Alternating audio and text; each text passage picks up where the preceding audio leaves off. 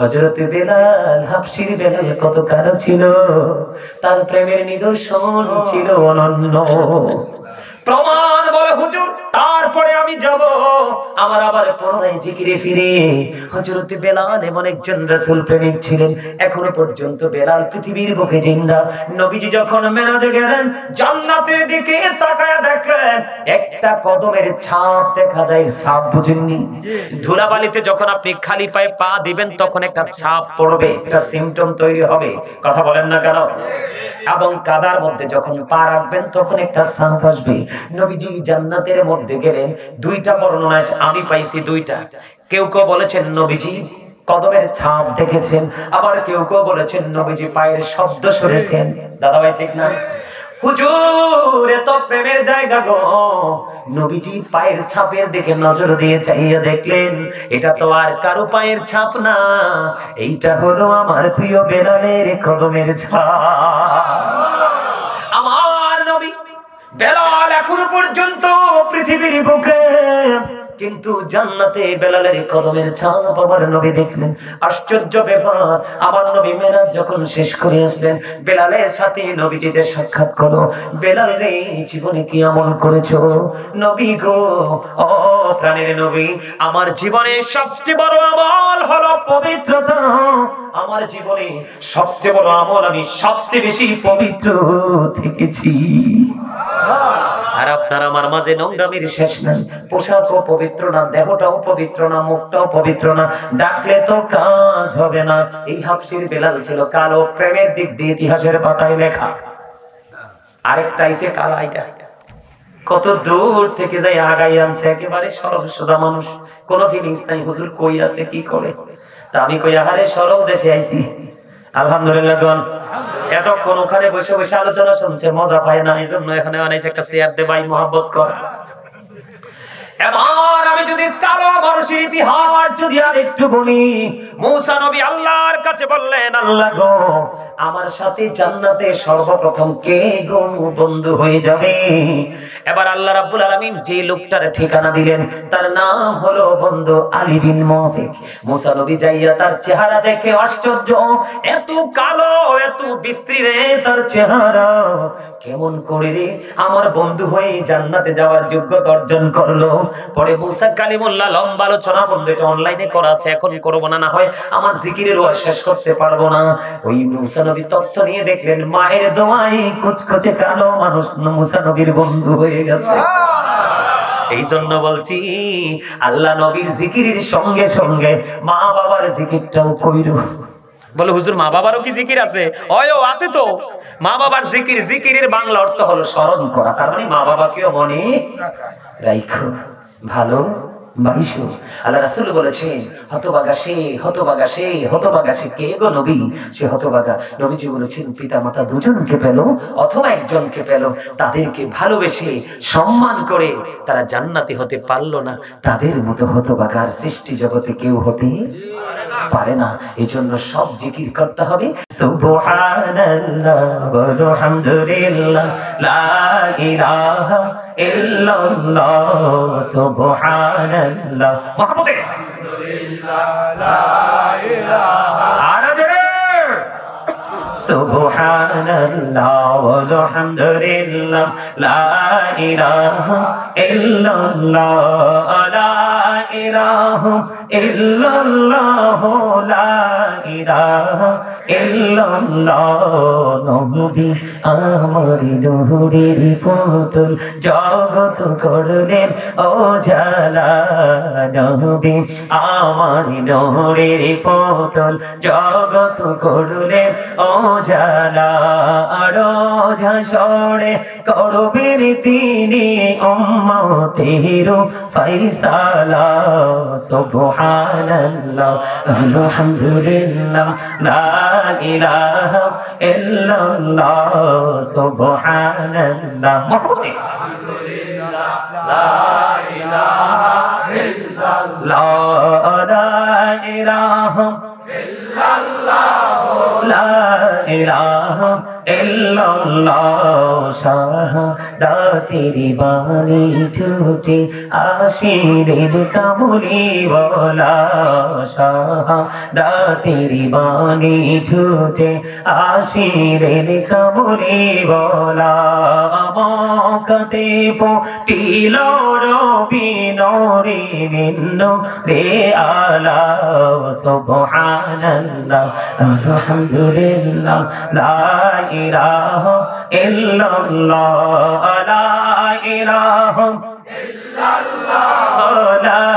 ইলাহা ইল্লাল্লাহ আরশি কুরসি লওহ কলম সৃষ্টি জাহান অসিলা আরশি কুরসি লওহ কলম সৃষ্টি জাহান অসিলা নিজে আল্লাহ খুশি হইয়া নাম রাখলেন হাবিবুল্লাহ সুবহানাল্লাহ আলহামদুলিল্লাহ লা ইলাহা ইল্লাল্লাহ লা ইলাহা ইল্লাল্লাহ মুহাম্মাদুর রাসূলুল্লাহ সাল্লাল্লাহু আলাইহি ওয়াসাল্লাম। কার কার কাছে মজা লাগছে হাত তোলেন। সবার কাছে মজা লাগছে। বন্ধু প্রশ্ন করলাম এই কারণে, প্রত্যেক দিন একটা মানুষের মানুষ যেমন দুইটা, দেহ একটা রূহ একটা, কয়টা? মানুষ যেমন দুইটা, প্রতিদিন খাবারও সংগ্রহ করতে হবে দুই ধরনের। কথা কন না কেন? একটা খাবার বন্ধু পৃথিবীর যেই কোনো জায়গায় গেলে পাওয়া যায়, চা দোকানে গেলে বডির খাবার পাওয়া যায়, ঠিক কিনা বলেন? ছোট্ট একটা বাংলা রেস্তোরাঁয় গেলে পাওয়া যায়, লোকাল কোন প্লেসে, যেই কোনো লোকাল বলেন হাই বলেন, যেই কোনো প্লেসে গেলে দেহের খাবার পাওয়া যায়, কিন্তু রুহের খাবার রে যেই কোনো জায়গায় গেলে বন্ধু মিলে না। রুহের বাজারের জন্য লাগে নির্দিষ্ট জায়গা, ঠিক কিনা বলেন?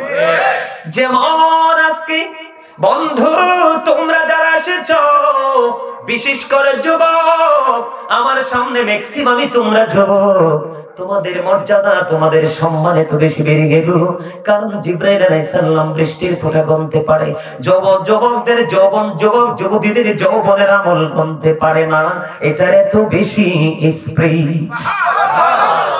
যৌবনকালে তোমরা বেশি বেশি করে আমল করো, কাল হাসরের দিন সোহাত উপরে থাকবে সূর্যটা, সূর্যের তাপে মাথার এই মগজটা গরুর গোশত যেমনি বিয়ে বাড়িতে পাতিলের মধ্যে টকবক টকবক করে উঠরায়, কুরবানির ঈদের দিনে গরিব ধনী নাই সবার করে বড় পাতিলে গোশত উঠরায়।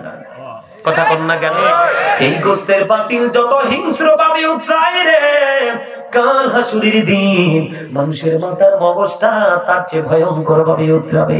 সবচেয়ে দুঃখের খবর, এই দিকে আমি পরে যাব বলেছি, আলোচনাটা পরে করবো, এখন আমি সেই দিকে ঢুকবো না, আমি আগে জিকির নিয়ে যে টপিকটা শেষ করব। বলে হুজুর গো এখানে কেন আসলেন? অনেক যুবককে দেখতেছি হাসি খুশি চেহারা নিয়ে আমার আলোচনা বলে শুনছো, তোমাদেরকে নতুন সুন্দর চমৎকার মেসেজ আমি দিলাম রে। যৌবনকালে কিন্তু চাইলে সবাই নষ্ট কাজ করতে পারে, ভালো কাজ করতে পারাটাই হলো সবচেয়ে বড় চ্যালেঞ্জ। কথা বলেন না কেন? বন্ধু মা বাবার কলিজায় যে কেউ আঘাত দিতে পারে রে, মা বাবাকে শান্ত রাখতে পারাটাই সবচেয়ে বড় ক্রেডিট। মসজিদে আযান শোনার পরেও নামাজ ছাড়তে যেই কোনো লোকে পারে, কিন্তু হাইয়া আলাস সালাহ বলার পরে যিনি মসজিদে যায়, এটাই হলো তার সফলতা। কথা বলেন না কেন? ঠিক এক্সাম্পল হলো আজকের এই মাহফিল। ও যুবক তোমরা টেনশন করো না, জিকিরের জলসায় বসেছো, গাজী সুলাইমান কুমিল্লা থেকে এসেছে, প্রাণ ভরে আলোচনা শোনার জন্য এসেছো। এই দুনিয়ায় শুধু শান্তি না, এই শান্তি তোমাদের জন্য পরকালে বরাদ্দ থাকবে যদি এইভাবে কাজটা তুমি ধারাবাহিক ভাবে চালিয়ে যেতে পারো। কাল কিয়ামতের দিন বর্তমানে পৃথিবী থেকে সূর্যটা 9,13,00,000 বলেছেন কোন কোন অ্যাস্ট্রোনমার, আবার কেউ কেউ বলেছে 9,30,00,000 মাইল দূরে। সূর্যের আলো পৃথিবীতে আসতে সময় লাগে মাত্র 8 মিনিট 20 সেকেন্ড। প্রতি সেকেন্ডে 1,86,000 মাইল বেগে পৃথিবীর দিকে ছুটে আসে। এটা দৃশ্য নূরের গতি, অদৃশ্য নূরের গতির পাওয়ার আরো বেশি। জোরে জোরে কোন আল্লাহু আকবার। আজকে 9,30,00,000 মাইল দূর থেকে সূর্যের আলো আসে, সইতে পারি না। কাল হাসরের দিন মাত্র সোহাত পড়ে থাকবে, মাথার মগজটা উতরাবে। সেই দিন কি হবে রে বন্ধু? কিন্তু যৌবনকালে যারা আমল করেছো, নবী এবং নবীর পরিবারকে যারা ভালোবেসেছো, তোমাদের কোনো টেনশন নেই। ও বন্ধু, আল্লাহ রাব্বুল আলামিন আল্লাহর আরশের ছায়ার নিচে ওই দিন সেই যুবকগুলোকে জায়গা দিয়ে দিবে। আমার নবী বলেছেন, যুবক হৃদয় খুলে শোনো, আল্লাহর হাবিব বলেছেন, আল হাসান ওয়াল হুসাইন সাইয়্যিদ শাবাবি আহলিল জান্নাহ। আমার নবী বলেছেন, Imam Hasan and Husain are the leader of younger people in Jannah. এরে পূর্ব কুতুবপুরের যুবক, তোমাদের কোনো টেনশন করার কারণ নেই। নবীজি তোমাদেরকে আরেকটা স্পেশাল গুড নিউজ দিয়েছে। নবীজি বলেছেন, আল হাসান ওয়াল হুসাইন সাইয়্যিদ শাবাবি আহলিল জান্নাহ। নবী বলেছেন, Imam Hasan and Husain are the leader of younger people in Jannah. আমার নবীজি বলে দিয়েছেন, আমার কলিজার টুকরা হাসান হুসাইন দুই ভাই জান্নাতে ওই যুবকদের লিডার হবে। দাদা ভাই, কি মজা লাগেনি? লাগে? আমি আবার এরকম মুরব্বি পাইলে বেশি খুশি হই, কারণ এডির সিনারা আছে না, এই জায়গাটা প্রেমে ভরা। আর বর্তমান যুগের ম্যাক্সিমাম যুবকের অন্তর হিংসা, নোংরামি আর আত্মগরিমায় ভরা। ঠিকটা বলতে পারছেন না? সত্যটা যদি আপনি স্বীকৃতি নাও দেন তাও সত্য, মিথ্যাটা যদি আপনি ঢেকে রাখেন তারপরেও মিথ্যাই। কথা বলেন না কেন? হ্যাঁ, আমার দাদার চেহারা দেখছেন নি? আমি দাদাকে, আরে আমি চিনি, চেহারা দেখলে বোঝা যায়। আমার দাদার চেহারাটা দেখছেন? এটা কি অত্যন্ত গ্লেজি না? নিশ্চয়ই সিনায় প্রেম আছে। আরে ডক্টর আল্লামা ইকবাল বলেছেন, যার সাথে নবীর প্রেম নাই, ইসলামে তার কোনো মূল্য নেই। যার সিনায় আছে রাসূল প্রেম, সেই নামের গলে উজ্জ্বল তার মুখশ্রী। সুবহানাল্লাহ বলেন না? এই মেয়ে, আমি দাদাকে খুশি করার জন্য বলছি না। দেখবেন কত বড় বড় মুফতি মুহাদ্দিস চেহারা দেখলে থুতু ফেলতে নিক্ষেপ করে, থুতু ফেলতে ইচ্ছে করে। ঠিক কি বলে? কারণ কন্টিনিউ নবী, নবীর আহলে বাইত, আল্লাহর ওলি সাহাবায়ে কেরামদের দুশমনি করছে। এই কারণে তারা যত বড়ই শিক্ষিত, তাদের চেহারাটা দিন দিন মলিন হয়ে যাচ্ছে। আরো জোরে কোন, আরো জোরে কোন না সুবহানাল্লাহ, আরো জোরে। আমার কথাগুলো কি ভালো লাগছে আপনাদের কাছে? এখন আমার মা, আমার বোনেরা পাশে পর্দার অন্তরালে, এখন মা বোনেরা মনে মনে বলবে, হুজুর গো, আমরাও তো জিকির করতে এসেছি, আমরাও তো আপনাকে ভালোবেসেছি। আজকে আপনি দূর থেকে এসেছেন, এই শীতের মধ্যে ঝিম খেটে বসে আছি। হুজুর, আমাদের নেতৃত্ব দেওয়ার মতো কেউ কি নাই গো? আমরা কি অসহায় হয়ে গেলাম? না গো মা, না, তোমাদের জন্য স্পেশাল খবরটাও নবীজি দিয়ে গেছেন। নবীজি বলেছেন, ফাতেমাতু সাইয়্যিদাতু নিসাই আহলিল জান্নাহ। আমার নবী বলেছেন, mother Fatema is the leader of females in Jannah. আমার নবীজি বলে দিয়েছে, মা, আমার বোনেরা, তোমরা সবাই শোনো, যদি তোমরা পর্দা করতে পারো, স্বামীর অর্ডার মেনে চলতে পারো, তোমরা যদি 5 ওয়াক্ত নামাজ সঠিকভাবে পড়তে পারো, সুদ, ঘুষ, অন্যের গীবত থেকে যদি তোমরা বেঁচে থাকতে পারো, মা ফাতেমার জীবন আদর্শটাকে যদি তোমার নিজের সিনায় ঢুকাইয়া বাস্তব জীবনে যদি বাস্তবায়ন করতে পারো, আমার নবী বলেছেন, ফাতেমাতু সাইয়্যিদাতু নিসাই আহলিল জান্নাহ। আমার নবী বলেছেন, mother Fatema is the leader of females in Jannah. আমার নবী বলেছেন, মা বোনেরা, তোমাদের জান্নাতে সরদারিনী হবে মা খাতুন জান্নাত ফাতেমা। জয় জয় বলেন না সুবহানাল্লাহ। এখন আমার দাড়ি পাকা মুরব্বি দাদা এবং বাবারা বলবে, হুজুর, আমাদের কি কোনো ফয়সালা নাই? আপনাদের ফয়সালাটা আরো সহজ, যেটা যৌবন কাল থেকে আমল করতে করতে, আল্লাহ নবীর জিকির করতে করতে বুড়ো হয়ে গেল, চুল পেকে গেল, দাড়ি পেকে গেল। আল্লাহ রাব্বুল আলামিন বলেছেন, ওই দাড়ি পাকনা, চুল পাকনা গুলোকে আমার জাহান্নামে পোড়াইতে আমি আল্লাহর শরম লাগে। আওয়াজ তোলে তোলে বলেন না সুবহানাল্লাহ। এখন যুবকরা যদি বলো, হুজুর, জিকিরের ট্রেনিং আরো শক্ত করে নিতে চাই, প্রাণ ভরে জিকির করতে চাই, মাওলাকে রাজি করতে চাই, রাসূলের আদর্শ হলো জিকির করা। নবীজি যখন জিকিরে দাঁড়াতো, নামাজে দাঁড়াতো, নবীজির পা মোবারক ফুইলা লোহ মোবারক বের হয়ে আসতো, তারপরেও নবীজির জিকির বন্ধ হতো না। ও পূর্ব কুতুবপুরের যুবক বন্ধুরা, তোমাদেরকে বলবো গো, তোমরা সেই দিকে ফলো করছো না। একটি সপ্তাহে তো তোমরা নামাজ পড়ছোই না। জুমার দিনে যাও তুমি জিকির করার জন্য, নামাজ পড়ার জন্য যাচ্ছ, তুমি সবার শেষে যাও এবং সবার আগে তুমি বের হয়ে আসো। তুমি নামাজি হয়েছো কিন্তু তাকওয়াবান জিকির করনেওয়ালা হতে পারোনি। কথা বলেন না কেন বন্ধু? এবার যদি আপনি ট্রেনিং নিতে চান, আমার আগে আমার ভাই শায়েখ আতাউর রহমান মুজাহিদি সাহেব, যিনি গাউসিয়া জামে মসজিদের খতিব বৈরো, উনি কিন্তু একটা হাদিস শরীফ বলেছে দাদা ভাই। হাদিস শরীফটা হলো আনা মাদিনাতুল ইলম ওয়ারিউন বাবুহা, বলছে কিনা? আমার নবী বলেছেন I am a city of education, the gate of that city is Ali. আমার নবী বলেছেন আমি হলাম শিক্ষার শহর, আর সেই শহরের দরজা হলো আমার আলী। তাহলে আপনি কিয়ামতের দিন, কাল হাসরের দিন কি বলতে পারবেন যে আল্লাহ আমি জানি নাই, আল্লাহ আমি বুঝি নাই? এই কথা বললে কি দাঁড়াইতে পারবেন? পারবেন না। তার কারণ আল্লাহ আগে ঘোষণা দিয়ে দিয়েছেন। সূরা ইউনূসের 44 নম্বর আয়াতে আল্লাহ বলেছেন ইন্নাল্লাহা লা ইয়াজলিমুন নাসা শাইয়্যান ওয়ালাকিন্নান নাসা আনফুসাহুম ইয়াজলিমুন। আল্লাহ বলেছেন আল্লাহ doesn't wrong his slave, we are the ones who do wrong। আল্লাহ বলে দিয়েছেন আল্লাহ রাব্বুল আলামিন আল্লাহর বান্দার উপর জুলুম করে না, অত্যাচার করে না, বান্দা নিজে নিজের উপর অত্যাচার করে। কোথায় যাবেন বলেন তো? এত ভয়ঙ্কর খবর শোনার পরে মাথা কি ঠিক থাকার কথা? বলেন না, কথা ঠিক থাকার? আল্লাহ কি কয়?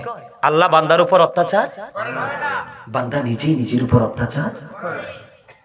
যারা অত্যাচারী আল্লাহ তাদের সম্পর্কে আরো ওয়াজ করতেছেন, আল্লাহু লা ইউহিব্বুজ জালিমিন।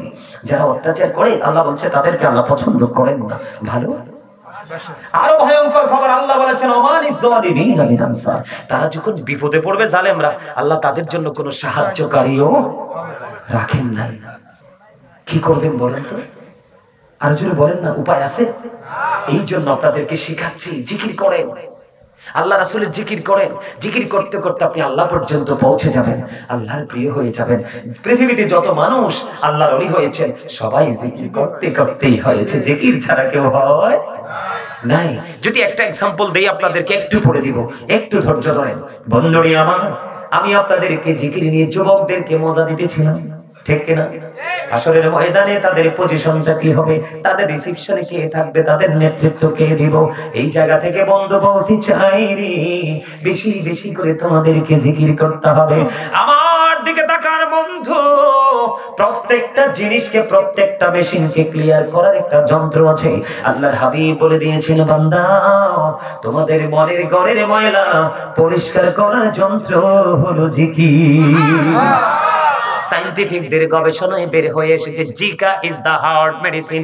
জিকির হলো হার্টের ঔষধ। তুমি যত বেশি জিকির করবা তোমার হার্ট তত বেশি স্ট্রং থাকবে, শক্ত থাকবে। তোমার হার্ট বেশি শক্ত হলেই তোমার জীবন শক্ত।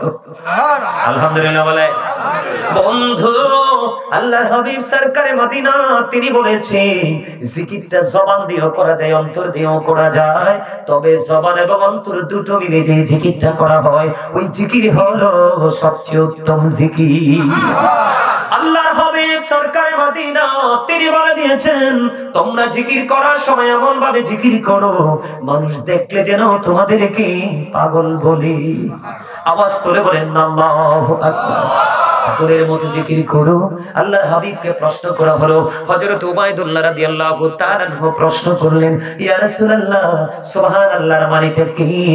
নবীজি বললেন সুবহানাল্লাহর মানে হলো পৃথিবী এবং পৃথিবীর মধ্যে যা কিছু, পৃথিবী এবং পৃথিবীর মধ্যে যা কিছু আছে তাহা থেকে যাহা পবিত্র সেটাই হলো সুবহানাল্লাহ, আর এটাই হলো জান্নাতি ফল। যারা যারা কান্না সুবহানাল্লাহ, এটা কিন্তু জান্নাতের বাগান। আপনারা যারা এসেছেন তারা জান্নাতের মেহমান, আর আপনাদের রূহের জন্য খাবার এখানে, দেহের খাবার পাইবেন পরে। দেহের খাবার পাওয়ার আগ পর্যন্ত যা আপনারা এখান থেকে নেবেন, এই সবগুলো হলো আপনার রূহের খাবার। জোরে জোরে বলেন না সুবহানাল্লাহ, আর জোরে বলেন না সুবহানাল্লাহ। বন্ধুরে আমার, প্রাণটা খুলে জিকির করো। আমি এখানে 6 ঘন্টার জন্য আসিনি, কিছুক্ষণের মধ্যে আলোচনা গুছিয়ে ফেলবো। হয়তো জীবনে দেখা হতেও পারে, আবার নাও হতে পারে। আমি চাইবো বন্ধু, আজকের এই আলোচনাটা তোমাদের চিরদিন যেন তোমাদের হৃদয়ে গাঁথা থাকে, তোমরা যেন এটাকে দিন দিন জাগিয়ে তুলতে পারো। কি বলেন দাদা ভাই? জোরে জোরে কন্যা ঠিক কিনা? আরে জোরে। বন্ধুরে আমার, এবার আসে রয়েছে, আমি একটু শুরুতে রাগ করেছিলাম, আপনাদেরকে বলেছি আপনারাই তো মনে হয় জিন্দা কবরবাসী। কেন বলেছিলাম? যারা জিকির করে তারা হলো জিন্দা, আর যারা জিকির করে না তারা হলো মুর্দা। যারা জিকির করেন আল্লাহর কাছে তারাই জিন্দা। যদিও পৃথিবীর বুকে আপনি আমি সবাই চলছি, জিকির করি না, এটা পৃথিবীর দৃষ্টিভঙ্গিতে বলা হয় আপনি আমি জিন্দা, জীবিত। মূলত যারা জিকির করে তারাই হলো জিন্দা আল্লাহর কাছে। আর যারা জিকির করে না, আল্লাহ বলে বান্দারে তোদের মরণটা তো হলো একটা ফর্মালিটি, পৃথিবী থেকে আউট হয়ে আসা, আসলে সেটা আসার আগেই তো তোরা মরে গেছিস। এই জন্য বলেছি আসলে কবরবাসী যারা চলে গেছে তারা না আপনারা। ও বন্ধু, এই জন্য আপনাদেরকে বলেছি, রাগ করবেন না, বোঝার জন্য বলেছি। মাগফিরাতটা হলো কেমন জানেননি? এই যে জিকির করতেছেন বসে বসে, এটাই আপনার আপন স্বজনের জন্য হাদিয়া, এটাই হলো মাগফিরাত, এটাই হলো তাদের শাফায়াতের জন্য একটা ব্যবস্থা করে দেওয়া। বলে হুজুর প্রমাণ চাই। হযরত আবু হুরায়রা রাদিয়াল্লাহু তাআলা আনহু থেকে হাদিস কানা বর্ণিত, আমার নবী সাহাবায়ে কেরামদেরকে নিয়ে হাঁটতে শুরু করলেন। হাঁটতে গিয়ে হঠাৎ করে প্রতিমধ্যে তিনি দাঁড়িয়ে গেলেন। দাঁড়িয়ে তিনি কি করলেন? একটা খেজুরের ডাল ভেঙে 2টা টুকরো তিনি করলেন। 2টা টুকরো করে 2টা কবরের উপর তিনি গেড়ে দিলেন। 2টা কবরের উপর যখন গেড়ে দিল, সঙ্গে সাহাবায়ে কেরাম উপস্থিত রয়েছেন। সাহাবীরা প্রশ্ন করলেন, ইয়া রাসূলুল্লাহ, ইয়া হাবিবাল্লাহ, নবী গো, এই কবরের মধ্যে 2টা খেজুরের ডাল কেন গো গেড়ে দিলেন? নবীজি বললেন, এই 2টা কবরের মধ্যে আযাব চলতেছে। কেন রে আযাব চলতেছে? একজন প্রস্রাব করে পানি খরচ করতো না, আর একজনের কবরে আযাব হচ্ছে। সে মানুষের গোপন কথা শুনে শুনে অন্যের কাছে বলে ঝগড়া লাগাই দিত। কারণ সমাজের মধ্যে মৃত্যুর চাইতেও যন্ত্রণা হয় ঝগড়া। কথা কন না কেন? এটা শুধু গীবতের জন্য, কান কথার জন্য হয়। ওয়াল ফিতনাতু আশাদ্দু মিনাল কতল। সমাজের মধ্যে, জাতির মধ্যে গীবত দ্বারা ঝগড়া সৃষ্টি করা খুনের চেয়ে বড় জঘন্য অপরাধ। তাহলে আপনারা বলেন, এই জবানটাকে কন্ট্রোল রাখতে পারা এটা আমাদের ক্রেডিট। বলে হুজুর কেন? আল্লাহর হাবিব বলেছেন, যেই ব্যক্তি 2 সোয়ালের মধ্যখান এবং 2 রানের মধ্যখানের দায়িত্ব নিতে পারবে, আমি নবী তার জান্নাতের দায়িত্ব নিয়ে নিব। জোরে বলেন না সুবহানাল্লাহ। 2 রানের মধ্যখানে আছে মানুষের লজ্জাস্থান। লজ্জাস্থান দিয়ে কিন্তু এখনকার কিন্তু সমকামিতা বেড়তেছে। কথা বলেন না কেন? এই সমকামিতা ছিল লূত আলাইহিস সালামের জামানায় নোংরা কাজ। আজকে আবার হাজার হাজার শত শত বছর পরে এসে এই সমকামিতা আবার মাথা চারা দিয়ে উঠেছে। জিনা ব্যভিচার হয় লজ্জাস্থান দিয়ে। এই জন্য আল্লাহর হাবিব বলেছেন, নারী হোক বা পুরুষ হোক, কেউ যদি তার 2 রানের মধ্যখানের দায়িত্ব নিতে পারে, তার মানে লজ্জাস্থান। কেউ যদি তার 2 সোয়ালের মধ্যখান, তার মানে মুখের দায়িত্ব। মুখ দিয়ে কাউকে গালি দেওয়া হয়, মুখ দিয়ে কারো বদনাম করা হয়, মুখ দিয়ে শোধ খাওয়া হয়, কত ধরনের নোংরামি সব বন্ধ মুখটা দিয়ে হয়। এই জন্য নবীজি বলে দিয়েছেন, এই 2টা জায়গার দায়িত্ব যে নিতে পারবে, আল্লাহর হাবিব তার জান্নাতের দায়িত্ব নিয়ে নিবে। জোরে জোরে বলেন না সুবহানাল্লাহ, আর জোরে বলুন না সুবহানাল্লাহ। আল্লাহর হাবিব বলতেছেন, একজন প্রস্রাব করে পানি খরচ করতো না, পবিত্র ভালো করে হতো না, আরেকজন মানুষের বদনাম করে করে সমাজের মধ্যে, জাতির মধ্যে ঝগড়া সৃষ্টি করে দিত। এই জন্য তাদের কবরে আযাব চলতেছে। ইয়া রাসূলুল্লাহ, বুঝতে পেরেছি, কিন্তু খেজুরের ডাল 2টা কেটে দেওয়ার কারণটা কি? আমার নবীজি একটা ডাক দিয়ে বললেন, খেজুরের ডাল কেটে দেওয়ার কারণ হলো, এই খেজুরের ডালগুলো যতক্ষণ পর্যন্ত সবুজ থাকবে ততক্ষণ পর্যন্ত জিকির করতে থাকবে, আর যতক্ষণ জিকির করবে রে ওই কবরবাসীর কবর আযাব ততক্ষণ আল্লাহ মাফ করবে। তাহলে আপনারা কবরবাসীর জন্য হাদিয়া পাঠানো কি চুপ করে বসে থাকা না, জিকির করা? বুঝে নিতে হবে মাগফিরাত কামনা করার উদ্দেশ্যে বানানো হয়েছে এটা। কোনটা? এটা মাগফিরাত কামনা করার উদ্দেশ্যে করা হয়েছে এটা। আর এখন যেটা করতেছি এটাই হলো মাগফিরাত কামনা করা। কথা কি বুঝে আসতেছে আপনাদের? সহজে বুঝেননি? আর জোরে বলেন। তাহলে আমাদের জিকিরের দরকার আছে না নাই? এবার আসেন, এই যে এতক্ষণ যে জিকিরের কথা বললাম সবগুলোই জিকির, এর চাইতে সবচেয়ে বড় জিকির হলো ও বন্ধু নামাজ। আপনাদের মসজিদটাতে আমি নামাজ পড়ছি আজকে, এই মসজিদে। আমি মসজিদে নামাজ পড়তে দেখে মসজিদে ঢুকে প্রবেশ করার পরে আমার সাথে যারা আসছে, যারা আমার সাথে ছিল ওখানে, আমি বলছি মসজিদে অনেক বেশি মুসল্লি হয় না। আমি মসজিদের সুরতটা দেখে বুঝতে পেরেছি অত্যন্ত দুঃখজনক, লজ্জাজনক, আফসোস আমরা কতটা নিষ্ঠুর, কতটা নির্মম। এই যে মেরাজের চাঁদ চলে যাচ্ছে, আসছে, আগামী মাসেই পবিত্র লাইলাতুল মেরাজ উদযাপিত হবে।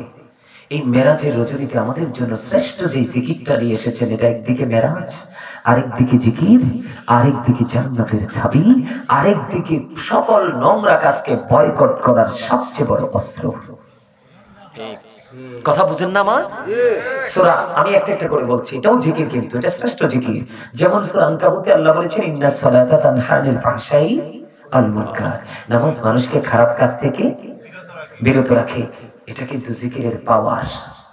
নামাজ নামক জিকিরে as-salatu miftahul Jannah, prayer is the key to paradise, নামাজ জান্নাতের চাবি। এই জিকিরটা কি হয়ে গেল? আপনাকে আমাকে পৃথিবীতে সকল নোংরা কাজ থেকে বাঁচিয়ে রাখলো। আরেকদিকে জান্নাতে যেতে হলে গেইটে তালা ঝুলানো আছে, তো তবে চাবি দিয়ে খুলতে হবে না? কথা কয় না? আপনাকে এই জিকিরটাই আপনার জন্য আবার এক এক সময় এক এক রূপে রূপান্তরিত হয়ে আসবে আপনার কাছে। যেমন দুনিয়াতে আপনার কাছে এই জিকিরটা একটা রূপে থাকবে, আপনাকে শুধু মন্দ কাজ থেকে দূরে রাখবে, ভালো কাজের দিকে এগিয়ে দিবে। যখন ফিউচারে যাবেন, কাল হাসরের দিন, এই জিকিরটাই আবার আপনার জন্য চাবি হয়ে ধরা দেবে, আপনার জান্নাতের চাবি হয়ে যাবে। জোরে জোরে কোন সুবহানাল্লাহ। আবার পৃথিবীর মুখে যখন মসজিদ নামক বাইতুল্লাহ গিয়ে নামাজে আপনি দাঁড়িয়ে যাবেন, তখন কিন্তু ওখানে আবার আল্লাহর সাথে আপনার কথা হয়ে যাবে, মেরাজ। আরো জোরে সুবহানাল্লাহ। আমি আপনাদেরকে এতক্ষণ জিকিরের মজাটা বুঝাইলাম। আমি সেই দুপুরে জোহরের নামাজ পড়ে দুপুরে কটা ভাত খেয়ে বের হইছি। এখানে আসার পরে মাত্র কয়েক প্লেট মুড়ি খাইছি আর একটু ঠান্ডা পানি, গরম পানি খাইছি। দাদা দুই দিকে আছেন, কোন তো আমার দেখলে কি দুর্বল লাগে নাকি স্ট্রং লাগে? স্ট্রং লাগে না? আমার দুই দাদাই কইছে স্ট্রং। আপনারা কোন স্ট্রং লাগে? আচ্ছা আপনারা কোন স্ট্রং না দুর্বল? উইক। আমার ডান দিকের দাদা কইছে উইক। দাদা আপনি কোন? দু চারজন আছে স্ট্রং, কারণ সভাপতি সাহেব তো দাদা মুরব্বী মানুষ, কার মন ভাঙবো আবার কার মন ভাঙবো, টেনশনে পড়ে গেছে। দাদার মুচকি হাসিতে আমি বুঝে নিয়েছি যেটা বাস্তব সেটাই সত্য। আপনারা কিন্তু দুর্বল হলে চলবে না। আমি যে স্টেজে আসছি প্রায় 1 ঘন্টা 15 মিনিট হয়ে গেছে, আমার ওয়াজ শেষ করার সময় হয়ে গেছে, কিন্তু আমি শেষ করবো না। আপনাদেরকে একটি করেই আজকে এখান থেকে ইনশাআল্লাহ যাবো। হ্যাঁ অবশ্যই। আপনারা কি আমার কথাগুলো নিবেন? হ্যাঁ সবাই? আমি আরেকটু আলোচনা করবো। তবে তার আগে রাসূলের শানে একটা গজল গাই। আপনি গজল পছন্দ করেন? পাইরে নিরালাই গো নবী, পাইরে নিরালা, পাইরে নিরালাই গো নবী, পাইরে নিরালা। দুই কদমে চুমো খাবো, দুই কদমে চুমো খাবো, চরণে ধুলি মাখবো গায়ে। পাইরে নিরালাই গো নবী, পাইরে নিরালাই, পাইরে গো নবী, পাইরে নিরালাই। আমার নবী কত দূরে, লোহিত সাগরের তীরে, হাইরে মদিনারি সোনার গড়ে আছেন তিনি সর্বদাই। পাইরে নিরালাই গো নবী, পাইরে নিরালাই, পাইরে নিরালাই গো নবী, পাইরে নিরালাই। তোমরা এত মধুর সুর পাইও গাইতে পারো না। দুইটা পাইছি, দুই দিকে দুইটাই কালা। এই যে এখানে একটা বইছে টুপি ছাড়া, আর এখানে আমার একটা স্বাস্থ্য ভাই বইছে, এটা দুইটা কালা। আলহামদুলিল্লাহ কর। কালা কইছে রে, রাগ হইছে? কালা মানুষ আল্লাহর কাছে বেশি বালা। বলে হুজুর কেন বললেন? কারণ কালো মানুষের মধ্যে কোনো অহংকার, এই পর্যন্ত কালো মানুষের মাঝে আমি কোনো অহংকার পাইনি। নারী বলেন পুরুষ বলেন, যেই ঘরে কালো বউ বা শ্যামলা বউ আছে দেখবেন এটা সর্বোচ্চ ভদ্র, আর যেই ঘরে দেখবেন একেবারে সাদা আছে ম্যাক্সিমামই বেয়াদব। শ্বশুর মানে না, শাশুড়ি মানে না, জামাই মানে না, না মিছা কইছি? কারণ এটার পেটে শুধু হিংসা আর অহংকার। কথা কন না কেন? বলে হুজুর মাঝখান দিয়ে লাইনটা ক্রস করলেন কেন? লাইনটা ক্রস করিনি মজা দেওয়ার জন্য, ফিলিংসটা ফিরে আসার জন্য। যে একটা হাসি দিছেন আধা ঘন্টার ক্লান্তি দূর হয়ে গেছে। দাদা কি কর হেসা না? তারপরে হেসা কথা কই, হযরত বেলাল হাবশীর বেলাল কত কালো ছিল, তার প্রেমের নিদর্শন ছিল অনন্য। প্রমাণ বলে হুজুর তারপরে আমি যাব আমার আবার পুনরায় জিকিরে ফিরে। হযরত বেলাল এমন একজন রাসূল প্রেমিক ছিলেন, এখনো পর্যন্ত বেলাল পৃথিবীর বুকে জিন্দা। নবীজি যখন মেরাজে গেলেন জান্নাতের দিকে তাকায়া দেখলেন একটা কদমের ছাপ দেখা যায়। ছাপ বুঝেননি? ধুলাবালিতে যখন আপনি খালি পায়ে পা দিবেন তখন একটা ছাপ পড়বে, একটা সিম্পটম তৈরি হবে। কথা বলেন না কেন? এবং কাদার মধ্যে যখন পা রাখবেন তখন একটা ছাপ আসবে। নবীজি জান্নাতের মধ্যে গেলেন, দুইটা বর্ণনায় আমি পাইছি দুইটা। কেউ কেউ বলেছেন নবীজি কদমের ছাপ দেখেছেন, আবার কেউ কেউ বলেছেন নবীজি পায়ের শব্দ শুনেছেন। দাদা ভাই ঠিক না? হুজুর এত প্রেমের জায়গা গো, নবীজি পায়ের ছাপের দিকে নজর দিয়ে চাইয়া দেখলেন এটা তো আর কারো পায়ের ছাপ না, এইটা হলো আমার প্রিয় বেলালের কদমের ছাপ। আমার নবী বেলাল এখনো পর্যন্ত পৃথিবীর বুকে, কিন্তু জান্নাতে বেলালের কদমের ছাপ আমার নবী দেখলেন। আশ্চর্য ব্যাপার, আমার নবী মেরাজ যখন শেষ করে আসলেন বেলালের সাথে নবীজিদের সাক্ষাৎ করো। বেলাল রে জীবনে কি আমল করেছো? নবী গো, ও প্রাণের নবী, আমার জীবনে সবচেয়ে বড় আমল হলো পবিত্রতা। আমার জীবনে সবচেয়ে বড় আমল, আমি সবচেয়ে বেশি পবিত্র থেকেছি। আর আপনার আমার মাঝে নোংরামির শেষ নাই। পোশাকও পবিত্র না, দেহটাও পবিত্র না, মুখটাও পবিত্র না, ডাকলে তো কাজ হবে না। এই হাবশীর বেলাল ছিল কালো, প্রেমের দিক দিয়ে ইতিহাসের পাতায় লেখা। আরেকটা আইছে কালা, এটা কত দূর থেকে যাই আগাই আনছে, একেবারে সরল সোজা মানুষ, কোন ফিলিংস নাই। হুজুর কই আছে কি করে? তা আমি কই আহারে সরল দেশে আইছি। আলহামদুলিল্লাহ গন। এতক্ষণ ওখানে বসে বসে আলোচনা শুনছে, মজা পায় না, এই জন্য এখানে বানাইছে একটা চেয়ার দে ভাই, মহব্বত কর। এবার আমি যদি কালো মানুষের ইতিহাস যদি আর একটু বলি, মুসা নবী আল্লাহর কাছে বললেন আল্লাহ গো, আমার সাথে জান্নাতে সর্বপ্রথম কে গো বন্ধু হয়ে যাবে? এবার আল্লাহ রাব্বুল আলামিন যে লোকটার ঠিকানা দিলেন তার নাম হলো বন্ধু আলী বিন মুফিক। মুসা নবী যাইয়া তার চেহারা দেখে আশ্চর্য, এত কালো, এত বিশ্রী রে তার চেহারা, কেমন করে রে আমার বন্ধু হয়ে জান্নাতে যাওয়ার যোগ্যতা অর্জন করলো? পরে মুসা কালিমুল্লাহ লম্বা আলোচনা, বন্ধু এটা অনলাইনে করা আছে, এখন করব না, না হয় আমার জিকিরের ওয়াজ শেষ করতে পারবো না। ওই মুসা নবী তথ্য নিয়ে দেখলেন মায়ের দোয়ায় কুচকুচে কালো মানুষ মুসা নবীর বন্ধু হয়ে গেছে। এই জন্য বলছি আল্লাহ নবীর জিকিরের সঙ্গে সঙ্গে মা বাবার জিকিরটাও কইরো। বলে হুজুর মা বাবারও কি জিকির আছে? ওয়ো আছে তো। মা বাবার জিকির, জিকিরের বাংলা অর্থ হলো স্মরণ করা, তার মানে মা বাবাকেও মনে রাখো, ভালো বাইশো। আল্লাহ রাসূল বলেছেন হতভাগা সে, হতভাগা সে, হতভাগা সে। কে গো নবী সে হতভাগা? নবীজি বলেছেন পিতা মাতা দুজনকে পেল অথবা একজনকে পেল, তাদেরকে ভালোবেসে সম্মান করে তারা জান্নাতি হতে পারলো না, তাদের মতো হতভাগার সৃষ্টি জগতে কেউ হতে পারে না। এই জন্য সব জিকির করতে হবে। এই জন্য আল্লাহ বলেছেন আমার প্রিয় লোকের সাথে যুক্ত হও, আমার জান্নাতে চলে আসো। আপনার জীবনে অসংখ্য বন্ধু আছে, এর মধ্যে একজন হক্কানি আলেমকে বন্ধু বানিয়ে নিবেন, দেখবেন জীবনে কোনোদিন পথভ্রষ্ট হবেন না। আল্লাহ কবুল করে নিকা আমিন। এবার আমি আমার আবার জিকিরে যাই। আমি জিকিরটা কি বলেছিলাম? একদিকে দাঁড়াবেন যখন তখন হয়ে যাবে মেরাজ। কি আবার এই প্রস্তুতি যখন নেবেন, এটা কন্টিনিউ করতে থাকবেন, তখন এটা রেজাল্ট হয়ে যাবে আরেকটা, সকল নোংরা কাজ থেকে বাঁচাবে। আবার যখন হাসরে যাবেন, এই জিকিরটাই আবার আপনার জন্য সাবি হয়ে ধরা দেবে। সুবহানাল্লাহ বলেন না? সংক্ষিপ্ত করে বলবো, লম্বা করে না, রাত অনেক হয়েছে, সকালে আবার ফজর পড়তে হবে। বন্ধু আমার দিকে তাকান, ওই যে জিকিরটা করলে আপনার কি বেনিফিট হবে, ছোট্ট করে বলবো বন্ধু, বেশি লম্বা করব না। আমার দিকে তাকান, হাদিস শরীফটা কত মজার দেখেন, জিকিরের মর্যাদা কত। আল্লাহ রাসূল বলেছেন, সালাতুল খামস ওয়াল জুমআতু ইলাল জুমআ ওয়া রমাদানু ইলা রমাদান ওয়া মুকাফফিরাতুল লিমা বাইনাহুন্না ইযা যুরিবাতিল কাবাইর। আমার নবী বলেছেন, এই পূর্ব কুতুবপুরের যুবক, আমার ভাই, আমার বাবারা, মা বোনেরা, জিকিরের মজা শোনো। নামাজ নামক জিকির, আল্লাহর হাবিব বলেছেন 5 ওয়াক্ত নামাজের মধ্যে গ্যাপ আছে না নাই? তোমরা যখন ধারাবাহিকভাবে 5 ওয়াক্ত নামাজ পড়বে, গ্যাপের গুনাহ মাফ হয়ে যাবে। এক জুমা থেকে আরেক জুমা, জুমআতু ইলাল জুমআ, এক জুমা থেকে আরেক জুমার মাঝখানে গ্যাপ আছে এক সপ্তাহ। দুইটা জুমা যখন তুমি সঠিক নিয়মে সঠিক পদ্ধতিতে পড়বা, তখন তোমার একটি সপ্তাহের গুনাহ মাফ হয়ে যাবে। ওয়া রমাদানু ইলা রমাদান, 360 দিনে যদি আমি 360 দিনে যদি আমি এক বছর ধরি, তাহলে এই বছর ধরেন রোজায় 30 দিন, আগামী বছর রোজায় আবার কয় দিন? 30 দিন। 60 দিন চলে গেল, আর অবশিষ্ট কত দিন? 300 দিন। কতদিন? এই যে দুই দিকের রমজানের মাঝে 300 দিন আছে।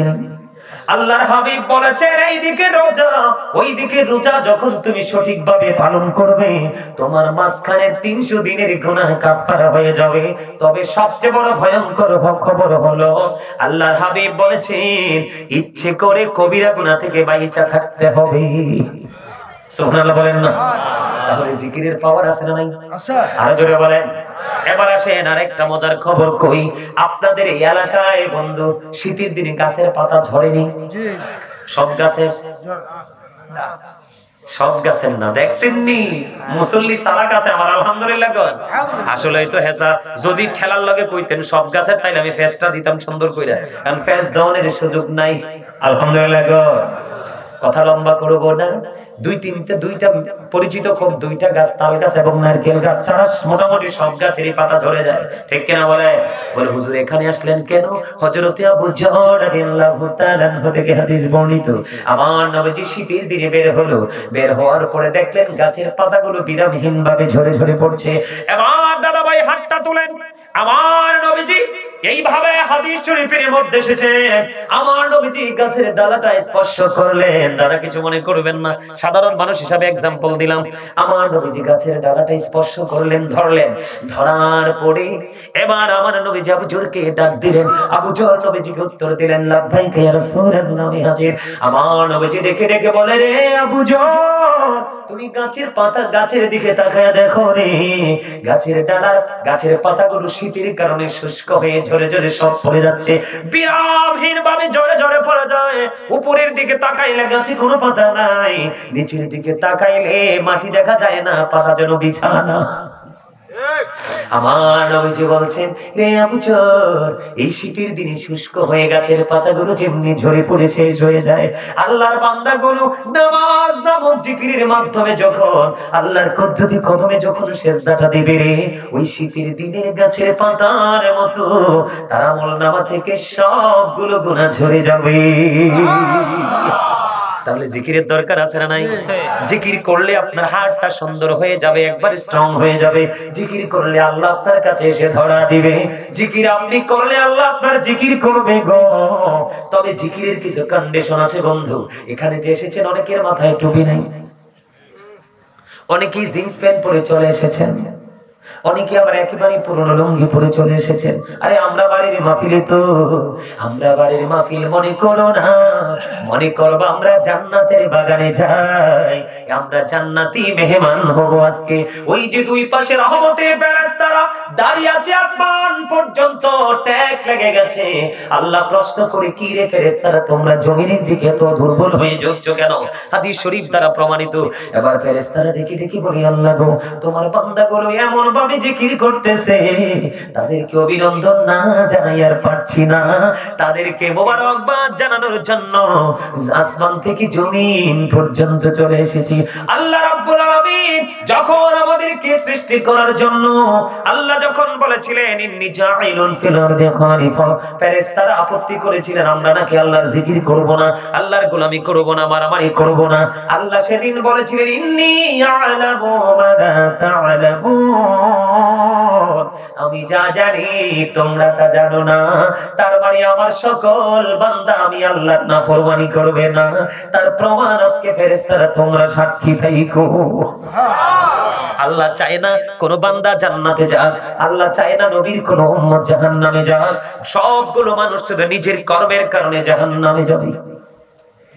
কথা কন না কেন? হযরতে আবু বকর সিদ্দিক রাদিয়াল্লাহু তাআলা আনহুর জীবনী, যিনি ইসলামের প্রথম খলিফা, এবং আকাশের তারার চাইতে গণলে বেশি হবে ওমরের জীবনে আমল।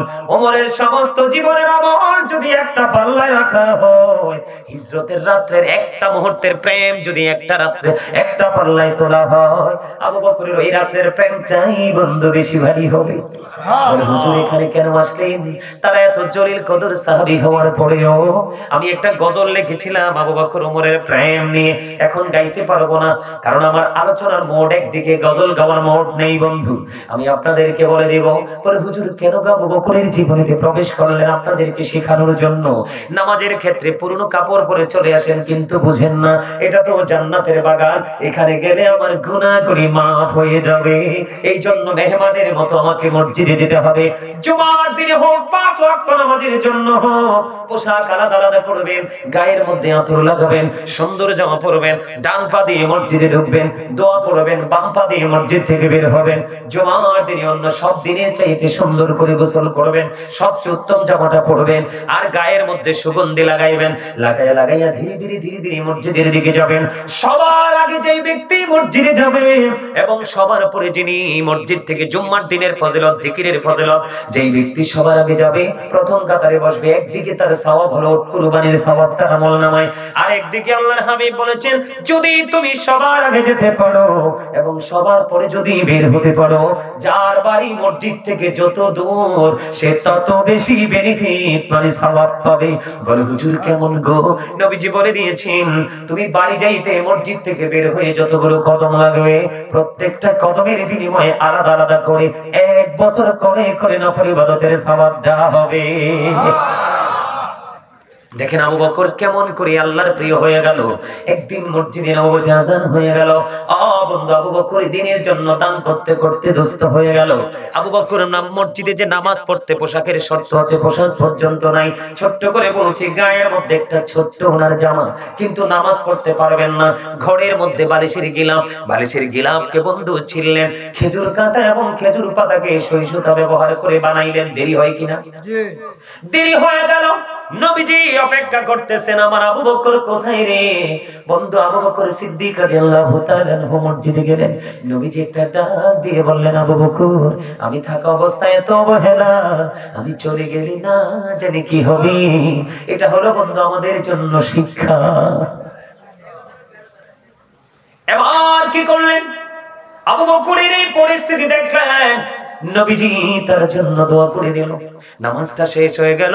মসজিদের দিকে যখন বাইরের দিকে নবীজির কদম মোবারক বাড়িয়ে দিল, এবার নবীজির সামনে চাইয়া দেখে রে হযরত জিবরাইল আলাইহিস সালাম খেজুর পাতার পোশাক পরে দাঁড়িয়ে।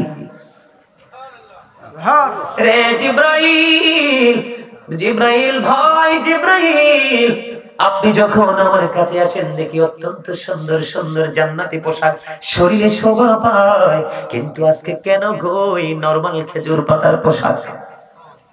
এবার আবু বকর দিকে ইঙ্গিত করে বললেন ইয়া রাসূলুল্লাহ, ইয়া হাবিবাল্লাহ, নবী গো, ও আল্লাহর প্রিয় হাবিব, আপনি চাইয়া দেখেন আবু বকরের পরনে খেজুর পাতার পোশাক।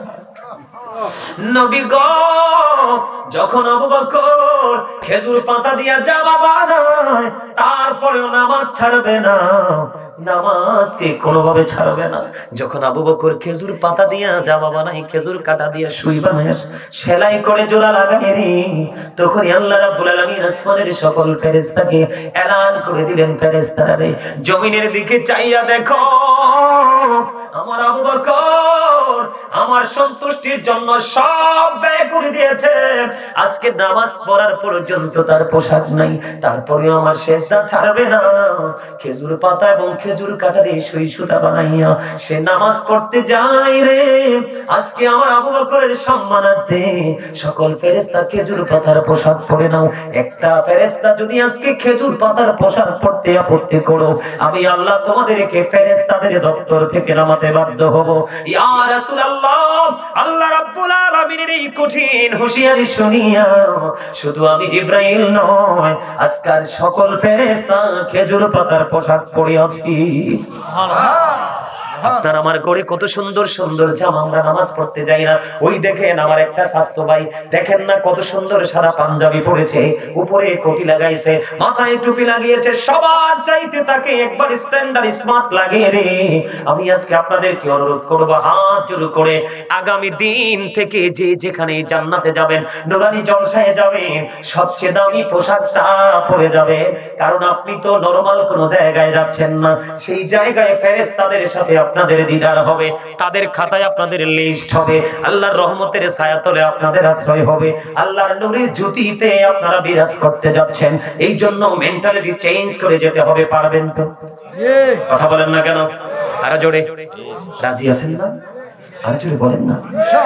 আগামী দিন থেকেই ভুলটা আর করবেন। কেন বুঝেন না? আজকে লম্বা পাঞ্জাবি পরতেন, একটা সুন্নত আমল হয়ে যেত, মাথায় টুপিটা পরতেন, আরেকটা সুন্নত আমল হয়ে যেত।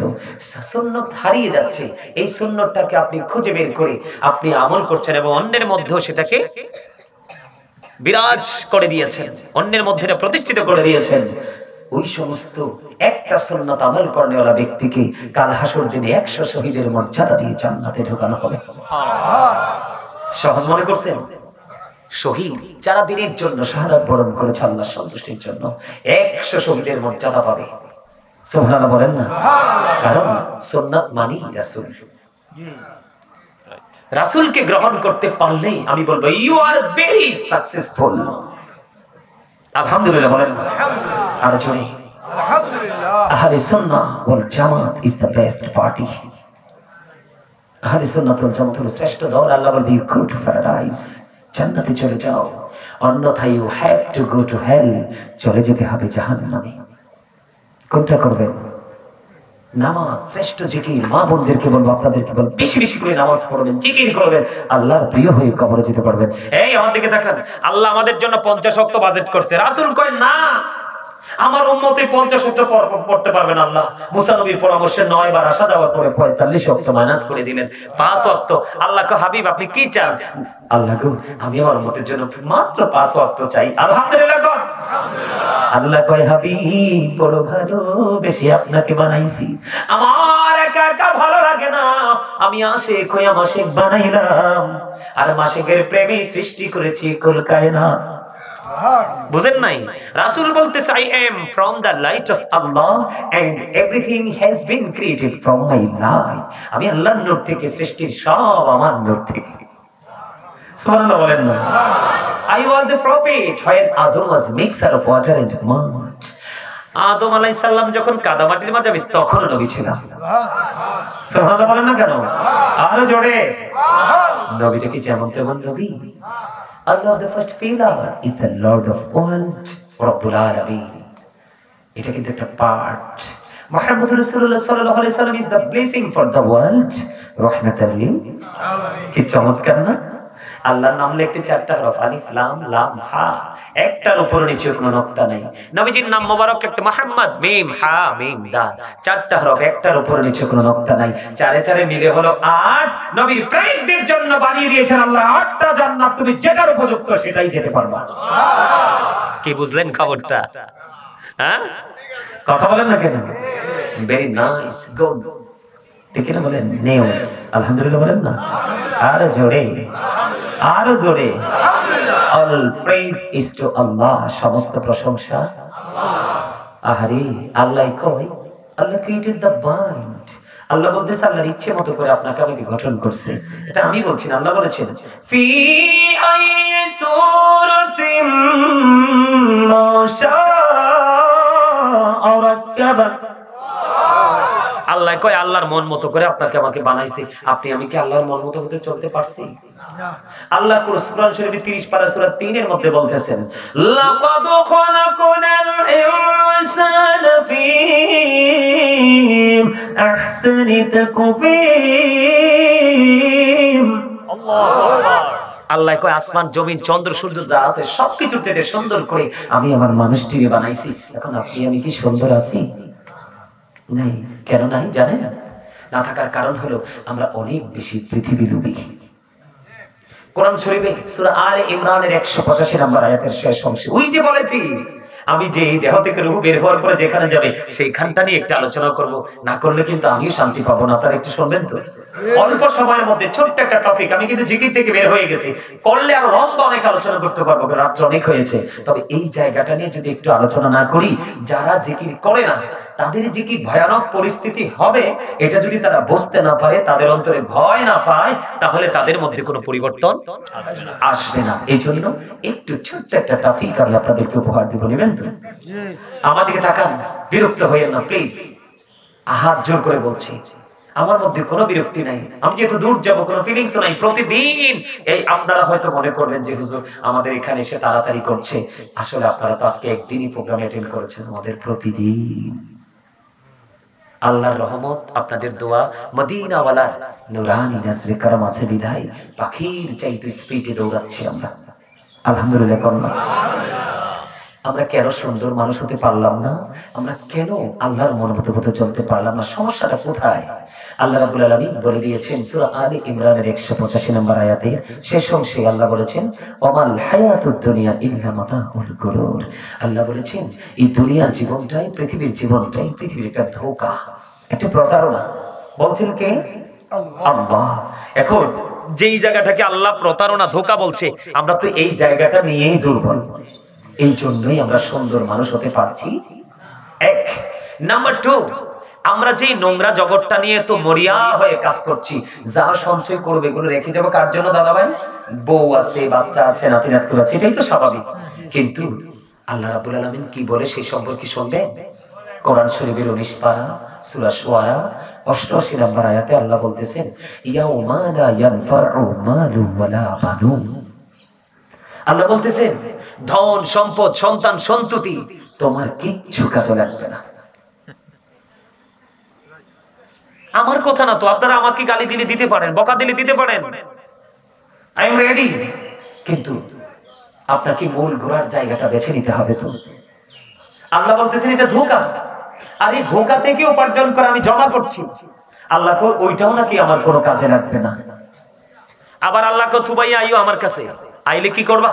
আল্লাহ কয় ইন্না বাতশা রাব্বিকা লাশাদীদ। আল্লাহ কয় the sieging of Allah is difficult। আল্লাহর ধর, আল্লাহর পাকড়াও বড় শক্ত, বড় কঠিন। তার মানে আল্লাহ আমাদেরকে যাওয়ার পরেই খুব শক্তভাবে ধরবে। হাদিস শরীফ এসেছে অত্যন্ত ভয়ঙ্কর।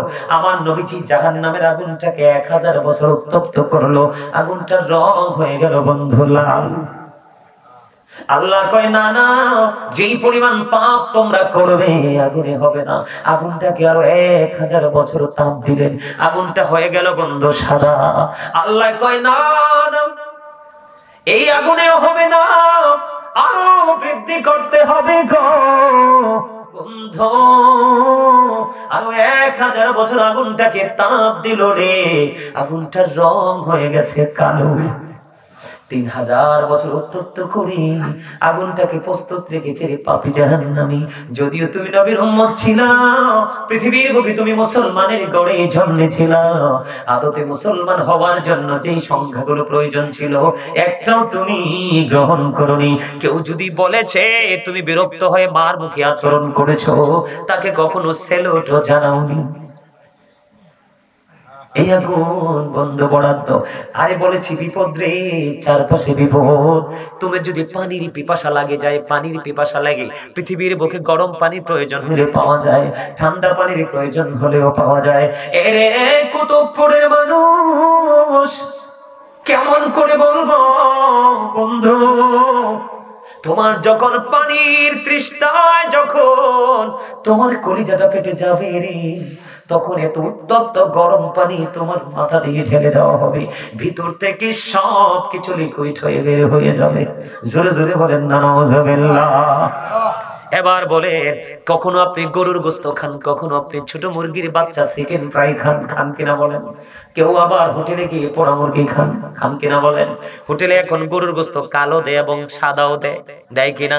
কত রকমের খাবার, আপনার এবিলিটিটা যেমন খাবারের কোয়ালিটিটাও তেমন।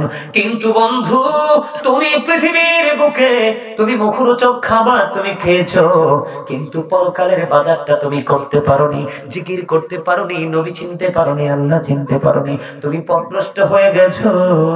তোমার যখন পেটে খিদা লাগবে, সেখানে তোমার জন্য খাবার বরাদ্দ আছে। হুজুর কেমন খাবার গো? একটা খাবারের নাম হলো বন্ধু জাক্কুম। এত ভয়ঙ্কর, এই মুহূর্তে যদি পূর্ব কুতুবপুরের জমিনে একটা ফোঁটা জাক্কুম পড়ে, গোটা পৃথিবীর মাটিটা বন্ধু গো বিষাক্ত হয়ে যাবে। কোন বিশেষজ্ঞই কিয়ামত পর্যন্ত জমিনে, আপনাদের এই জমিনের মধ্যে যদি একটা ফোঁটা এই মুহূর্তে পড়ে, একটা ফোঁটা জাক্কুম, গোটা পৃথিবীর মাটি এখনই বিষাক্ত হয়ে যাবে। কোন বিশেষজ্ঞ আপনার এই খাবার উৎপাদন করতে পারবে না। মুখটার কাছে আনতে দেরি দাঁতগুলো খসে পড়ে যাবে। সরিষা পরিমাণ যদি একটা ফোঁটা জাক্কুম পেটের মধ্যে ঢুকে রে, পেটের মধ্যে কি নাই? কথা কম না কেন? কলিজা আছে, আছে না? আমাদের সবগুলো কল কবজা আছে না নাই এখানে? ও বন্ধু, সবগুলো সঙ্গে সঙ্গে গলে যাবে। জুস খাননি, জুস জুসের মতো হয়ে নিচে দিয়ে সব বের হয়ে যাবে। এই খাবারে শুধু খান্ত নয় গো, হাদিস শরীফের মধ্যে এসেছে আরেকটা ভয়ঙ্কর খাবার, ওই পথভ্রষ্টের জন্য বরাদ্দ। সেটার নাম হলো বন্ধু তিনাতুল খাবার। নবী গো, এই তিনাতুল খাবার মানেটা কি? নবীজি বললেন, এই তিনাতুল খাবারটা হলো আরেকটা জাহান্নামের নিংড়ানো রক্তপুঞ্জ। নাউজুবিল্লাহ বলবেন না? তবে সবচেয়ে বড় ভয়ঙ্কর খবর, এই যে এতগুলো ভয়ঙ্কর খবর, আরো ভয়ঙ্কর খবরের শেষ নাই। ভোগ বন্দে কম্পন শুরু করে দে যখন কিতাব নিয়ে বসি। এগুলো নিয়ে সহজে আমরা বসিও না বন্ধু। আমি আপনাদেরকে বলে দেই, এই পৃথিবীর বুকে অভাবে পড়লে কেউ না কেউ হাওলাত দেয়। চাল না থাকলে চাল দে, টাকা না থাকলে টাকা দে। দাদা ঠিক না বেঠিক? অসুস্থ হলে হসপিটালে নিয়ে যায়, ঠিক কিনা? বাড়িতে ঝগড়াঝাটি হলে, দ্বন্দ্ব করে হলে মিট করতে পারেন না, বড় ধরনের কোন প্রিয়জনের মাধ্যমে সমাধান হয়ে যায়। বন্ধু, সর্বশেষ আলোচনা, আল্লাহ রাব্বুল আলামিন বলে দিয়েছে, বান্দা এখনো সময় আছে রে, জিন্দা হয়ে আসো, মুর্দা হয়ে এসো না, উপায় থাকবে না। আমার হাবিবের মাধ্যমে আমি সব জানিয়ে দিয়েছি, কোরআনের মাধ্যমে আমি জানিয়ে দিয়েছি। দুঃখজনক হলেও সত্য, আল্লাহ বলেছেন এত দুঃখ যন্ত্রণা কষ্ট সহ্য করবা। আল্লাহ বলেছেন লা ইয়ামুতু, আর মরতে পারবা না।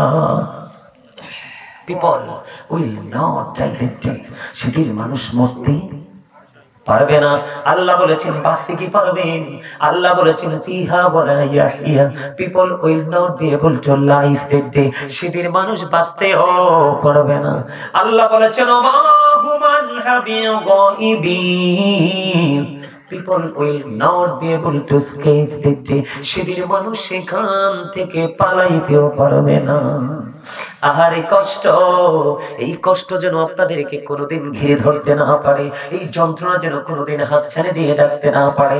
আজকে আমি আপনাদেরকে ভাই বাবা এবং যুবক বন্ধু, আমার মা বোনদেরকে বলবো গো, আজকে থেকে মিথ্যা কথা ছেড়ে দিবেন, সুদ খাওয়া ছেড়ে দিবেন, ঘুষ খাওয়া ছেড়ে দিবেন, মানুষের বদনাম করা ছেড়ে দিবেন। মহিলারা আজান দিলে যায় নামাজ বিছিয়ে নামাজের জন্য বসে যাবেন, পর্দা করে চলবেন। পুরুষেরও পর্দা আছে। এখন ম্যাক্সিমাম পুরুষ বন্ধু বেপরদাশীল, যারা জিন্স প্যান্ট পরে তারা বেপরদাশীল পুরুষ হিসাবে আল্লাহ এবং রাসূলের কাছে বিবেচিত। বলে হুজুর কেন?